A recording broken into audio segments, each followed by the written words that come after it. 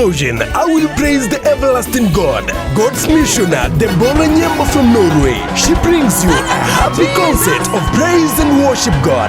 Together with fellow gospel artist, Deborah Lukalu from South Africa. We testify.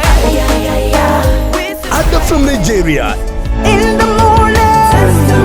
SJ Lucas from And we Norway. sing, and we praise, and we rejoice and say you are the King. And we see you live. Together with Medu Solomon from Norway.